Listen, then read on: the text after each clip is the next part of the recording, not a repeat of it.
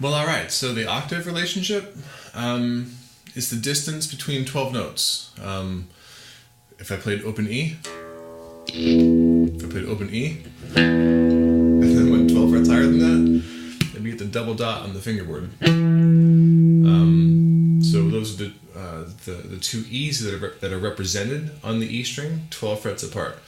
So what I wanted to do in this session is be able to play a full octave scale using octaves, and then also start harmonizing octaves. Let's do the harmonization of octaves first. So I'm going to try to play that relationship between 12 notes, between two different strings now. There's a lot of different ways to have it materialize. So if I build, I'm just going to use the note A for everything. So I start with this A, and I go down, up. I go up 2 strings and then over 2 frets. I say up when I'm going in this direction because the notes get higher in that direction. So I'm going up 2 strings, over 2 frets, and there's my octave. It's like the 2 corners of a box, one corner than the other. So that relationship works off of the E string and the A string. When you go to the D string, like for this note G on the D string, and then I would have to come up 2 strings and then over 3 frets to realize that relationship, the octave. Same thing is true in the G string. If I go down again to this note C, to find the next C an octave higher, I'd have to go up 2 strings and over 3 frets. So just quick review. First octave, an octave built from D, an octave built from G, from the D string, and then from the 3rd string from the G. Same one, guitar a little bit out of tune. Okay, so those are all fine and good. It's not all we have, however. So let's take that same A again to find another A an octave higher than that. I can do this. I can go up 3 strings to the 3rd string again, to the G string. Sorry about that feedback. To the G string, and then go back 3 frets. 1, 2, 3. Like that.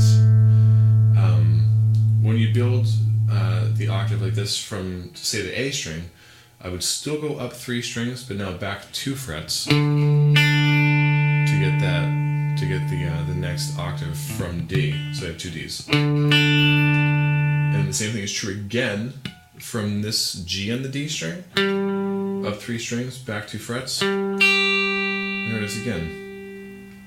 So those are the ways that you can harmonize an octave relationship on the guitar. So the next thing we'll do, cats, is this. We'll take, I guess let's just do a G scale. All natural notes, 1 sharp, being F sharp, and just work on playing it in, or using rather, displaced octaves like this. We'll start with G, then A, B, C, D, E, F sharp, to G.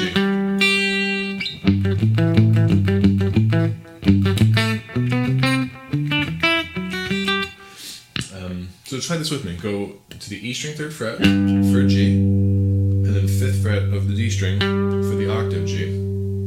We need to find 2 A's now. 5th fret of the E string to the 2nd fret of the G.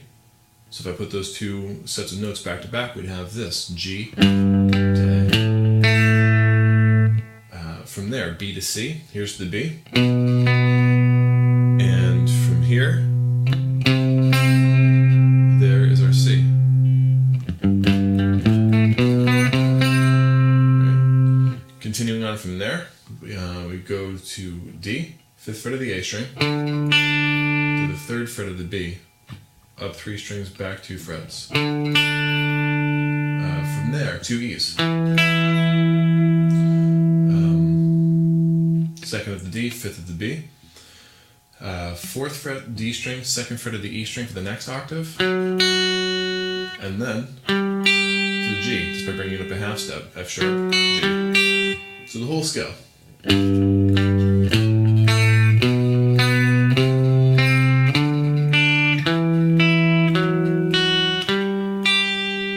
down.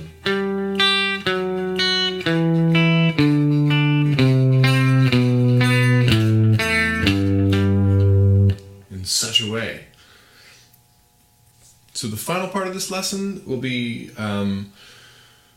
devoted to using octaves and then open strings that surround the octaves to get greater harmonies. Let's use the key of E for this, and I'll voice the octaves primarily from the A string. So my first finger in this case has a duality of responsibilities. Really? It's going to take the note on the A string, certainly, but then also mute the note that's on the D string. We will actually want this to be dead. So we have open E in the bass, the octave E on the A string, a muted D string, another octave E, open B, and then open E on the high side. So you have this really kind of nice chorusing sound. And then from there, we're just going to work on playing the E scale forward and backwards on the fingerboard, but using all those strings to harmonize the octaves. So here's our E. I'm going to go to F sharp. Kind of a nice sound. So using the two open E's plus that B and the F sharps, you could say it's I guess an F sharp minor 11 chord. It's missing some of the notes, but I mean that's like the general outline if you're in the key of E. The next one would just be another variation on the E major idea. People would argue, oh, you're playing a G sharp minor. I'm like, I'm really not. There's no D sharp in here. And the E would totally be discordant against a D sharp anyway. So that sort of thing. Anyway, we'll get to the theory behind chord construction. I think there's already a lesson on that actually. There is. Okay. Anyway, going on from there, if I played A, that chord ordinarily is spelled A, C sharp, and E, but now this time I have an A, the two E's, and then a B. So you would probably call it an A sus2 chord. A suspended second from the A. Now we go to the octave B's now. It's still going to be an E5 chord, outlining an E major. Take it back down the octave to C sharp. C sharp minor 7.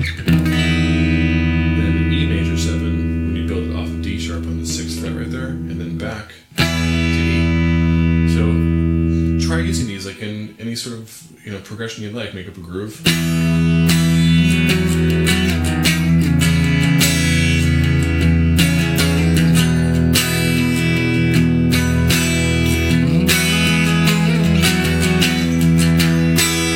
Different things you can do. You've probably heard a ton of tunes like that.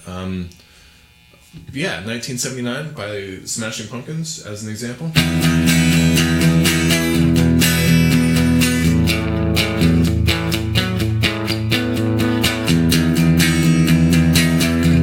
That sort of thing. A lot of open strings, and then the use of the octave to get that really kind of rich, wide open sound and nice chorusing effect on it. So experiment, guys. See what you can come up with.